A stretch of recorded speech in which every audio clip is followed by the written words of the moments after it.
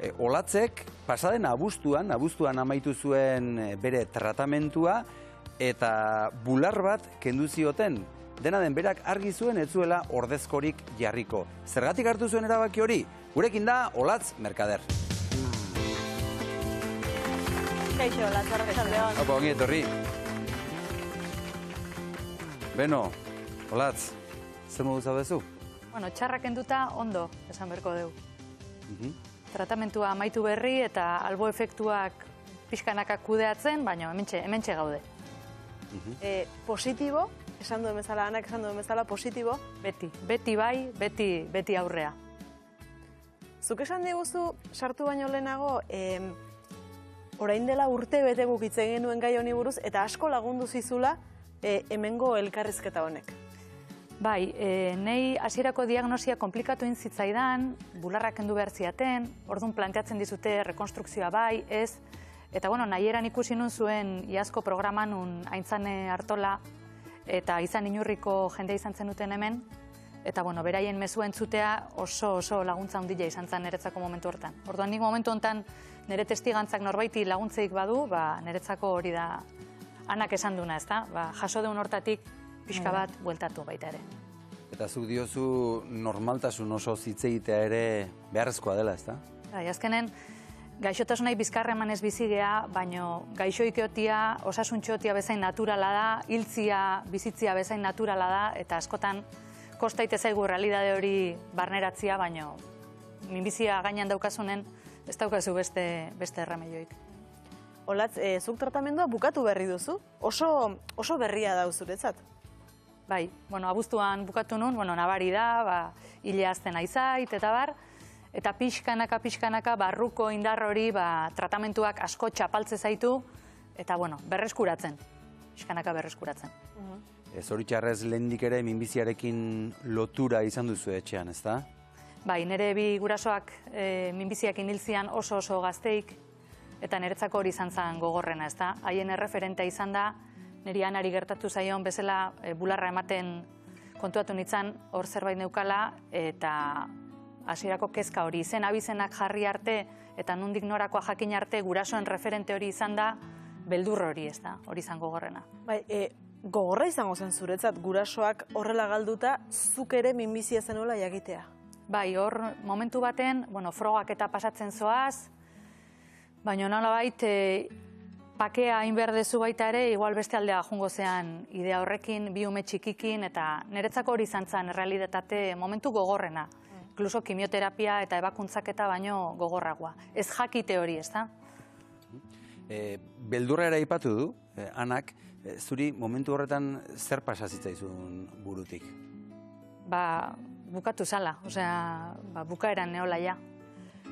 Baina, saiatzen itzan, momentu hortan, beldurretik deskonektatu eta maitasunakin konektatzen, ez da? Eta Anak esan dunakin erabat bat nator. Begiak zabaltze dituzu eta ikustezu zure ingurua, zure familia, zure lagunak. Eta guzti horrek sostengatu ite zaitu. Eta ikaragarrizko laguntza da, ikaragarrizkoa. Ni bakarrik ezingo nuke, hori argi dakat. Zuk hiru operazio izan dituzu eta diagnostikoa okertzen joan zen pixkanaka? Bai, hasiera batean oso koxkor txikia neukan, zati bat kendu behar ziaten eta radioterapiakin nahiko izango nuela esan ziaten. Gero, gauza komplikatzen joan zen eta azkenen bularrak kendu ziaten. Orduan, azkenen kolpe asko dia, idea bat iten dezu, aldatu behar dezu, zaila da, errealitate hori pixkanaka irenzten juten, baina azkenen barrutik indar bat ateatze zaizu, zuretzako ere ez ezaguna dana eta horrek laguntza izu aurra iten. Mastektomiaz gain, kimioa ere etorri zen, horri aurre egin behar, ez da? Bai, zorionez, nik gurason oso oroitzapen txarrak nitun, eta nik uste tratamentuak azken urtetan asko hobetu diala albo efektuei daokienez, baina ala eta guztiz ere hori, energia asko galtzen dezu, eta egun askotan zaude, bizi baino ira unitezula, baina, momentuak dira. Olatz, hitz egin dezagun mastektomiaz, zuri bularrak kendu zizuten, eta hasieran esan dugun bezala, zuk hasieratik argi zenuen, ez zenuela beste bularrik eraikiko. Bai, alde batetik, hori zuk esan dezun bezala, nire diagnostikoa okertzen juntzan, ja hiru ebakuntzan itun gainen, eta ez neukan nire gorputza estetikoki, gai estetiko bateatik kirofano baten berriz ere sartzeko gogorik, hasiera baten. Eta gero egia esan, eta hortan alabak eta pasada badia nola onartzen duten,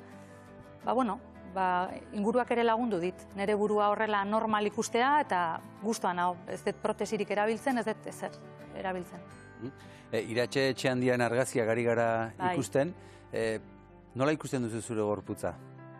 Jo, minbizia paradojaz beteta dago, ez da, neurri baten da zure bizitzako garaiik okerrena, baina beste zenbait aspektutan onena baita ere, oso momentu intensoak, goxoak, bizitzeituzu, maitasun asko jasotzezu, eta adibidez hor, nahola tratamentuan erdian eta zure gorputza ikustezu sekula baino, kolpatuo, ahulago, baina eraberian edertasun bat ikustezu, eta bizitzan indarra, orduan,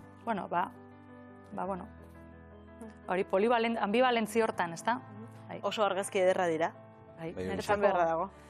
Bai, opari bat izan inurri elkartetik jarri zian erekin harremanetan, ean norbait buruzoila azaltzea ausartze zan, eta Zuke etzen nuen eskutatu nahi izan inungo momentuan, ez da? Edertasun horren erakusgarri. Nik pakete guztia, nik hile ordea erosi nun, zapi asko erabili nituen baita ere, baina iritsi zan momentu bat, nun udara, beroa, musuko eraman beharra, peluka, eta ia zan gehiegi. Orduan da, zure gorputza utzi behar jozu espazioa baita ere, ze behar dezu, hoxe, errexena zaitena, erosona zaitena, eta nire kasuan erosoena, hoxe zan, ez da? Eta jende asko esaten du, baina buruzoil ikusita jakingo du jendeak minbizia daukazula, baina azkenen ez da ez, pekatu bat ez da ezer txarra, zerbait normala da, gaixotasun bada. Ez dut uste ezer iskutatu behar deunik, ez da? Zenbat urte dituzte zure alabek? 12 eta 9. Nola eraman dute, hau guztia? Txapeldun batzuk izan dira. Osea, bai hilea galdu detenean, bular batekin ikusi nauenean, beti amaze, guapa, beti animok ematen, aurrea aiteko bultzatzen, baina tratamentua bukatu nonen zarrak esan zian, ama, oain esango izut, baina izugarrizko bildurranekan egunero hilingo ote zinan. Ze azkenen, gurasok launtzeilei seme alabai bildurra gainditzen, baina hola zaudenen bildurra zuzea, zu gorpustezu bildurra. Beitze zaituen bakoitzian, gaixotasuna ikustegu eta hoi behaientzako ere gogorra da. Oso gogorra da, baina hor daude laguntzeko, beti. Beti. Nik esateiet, lehen enamoratuta neola behaietaz, eta guain askoz gehiago. Beraiek amata zehala egongo dira? Hori behaiek galetu berko litzaieke. Olat, zuk baliabideak izan dituzu, laguntza izan duzu, badago hor zerbait esan nahi duzuna ez da? Bai, hor kimioterapian ordu asko pasatzeitugu eta egoera berdinean dauden emakume askokin hitzeiteko aukera izaten deu, eta horrez hautzeitu emakumeak, adiran, etorkinak, lana galdu duenak, gaixotasunagatik. Nik, baliabideak izan ditut, nahi nun guztia eukitzeko, baina emakume asko daude aukera hori ez dakatenak, eta nik ustet hor badaola burruka bat, ez da? Emakume guztiak izan dezaten hau gainditzeko behar duten laguntza. Laguntzari buruzari garela, anarentzat katxalin, zuretzat izan inurri, zer da, zer izan da? Sare bat, eutxi naun sare bat. Goxotasunetik eta pena puntu hori gabe, bizitzen egin itzan egoera hori aurrea ateratzen lagundu diten sare oso potente bat. Oso xumea, baina eraberian oso potentia. Eta lehen esan duguna, laguntza jaso duzu, laguntza eskatzen ikasiko zenuen, zuk ere? Bai, ana bezala nik uste emakume asko oso kontrolatzailea gehala, eta holako zerbait gertatze zaizunen kontrola era bat galtzen dezu, eta utzi behar diozu zure buruari hori lagundua izaten, eta egia esan gozada bada. Oso ondo zaindu naue, eta zentzu hortan oso ondo sentitu naiz. Maitan Ormazabal gure bide lagunak mina ematen diguten galderen inguruan hitz egiten du gure gonbidatuekin. Zuk esaten duzu, zuri mina ematen dizutela egiten ez diren galderek. Bai. Ezta? Bai. Hortxe daukazu Maitane, segi berarekin lasai eta ea zer galdetzen dizun. Eskerrik asko. Kaixo, Lar. Kaixo. Xabierreko hain esan dizun bezala, zein da egin dizuten galderarik edo komentariorik deserosoena? Niretzako galdera eta komentario desorosonak dira egiten ez dianak. Egite ez dizkiaten galdera horiek uste dute kutsu bat, ezta? Sumatzen dezula, zerbait pentsatzen ari dana, baina ausartzen ez dana. Hori da. Galderak izan daitezke deserosoak, egoerak izan daitezke tristeak, larriak, baina nik uste hitz egiteak oneri behintzat onura handia ekarri izan beti. Begiradak. Bueno, kuriosa da musukoakin gaina kaletik jende askok begiekin besarkatu ite zaitu beste batzuentzako beldurra da, ez da, hor sortzen zaiena. Bakoitzari gauza batez, nahasiko zaigu. Hori da. Emakumea izan da bularra galtzea edo aldatzeak, zer izan da zuretzat edo zer izaten ari da zuretzat? Bueno, nik alabak edoskitu nitun urte askuan, eta niretzako bular horrek egin behartzun lana. Eman dute, Hori da, eta eskerrak emanez, joateko momentua izan da. Eta bestela, emakume bezala, nire gorputzakin pozik, gustora, hau naiz ni, eta hauxe da dagoena. Bai, hori da, onarpen hortatik. Hori da. Hasiera baten esan dugu ere ez, borroka irabazi galdu terminoiek, zer pentsatzen duzuzuk horrei buruzuko latz? Nei etzaizkit gustatzen, ze azkenen gu ez gea borroka nahi, gu jute gea ospitalea, besoa jartzen deu eta kimioterapia jartzen digut, ezta? Eta epika hori etzait gustatzen, ze galdu ditut lagunak bide hontan, eta beraiek ez zuten ni baino bizitzeko gogo gutxigo eta ez zuten gutxigo borrokatu, ezta? Orduan nahiago dut lirikara pasa eta zaintza, goxotasuna, gertutasuna, momentuak bizitzen ikasi beste ikuspegi bat. Bai, osasunaren aldera gehiago osasuna orokor batean esango genuke. Gorputzaren alde. Hori da, orain zu gorputzaren alde egiten duzu? Beti. Oso ona. Prozesu guzti hontan, zein izan da zure bide lagun? Jo, eske infinito esango nizuke. Bikotea, alabak, familia, lagunak, ezagunak, ezagutzen indutenak, elkartea infinito. Begiak zabaltzituzu eta beti laguntzeko, argazki bat bialtzeko, sopa bat bialtzeko, jendea dakazu prest, eta hori da egia esan gozada bada. Jendearen borondate hori ez, ikusten daulako momentuetan. Nik beti esan dut, maitasuna hipoteka bat baldin malitz, 10 bizitza beharko nituzkela jaso deten guztia bueltatzeko. Oso ona, saldi hori da. Eta zer esango zeniokezuk orain olatz, minbizia diagnostikatu berri dioten emakume bati? Horrenengo gauza besarkatuko nuke eta esango nioke ze putada, ez da?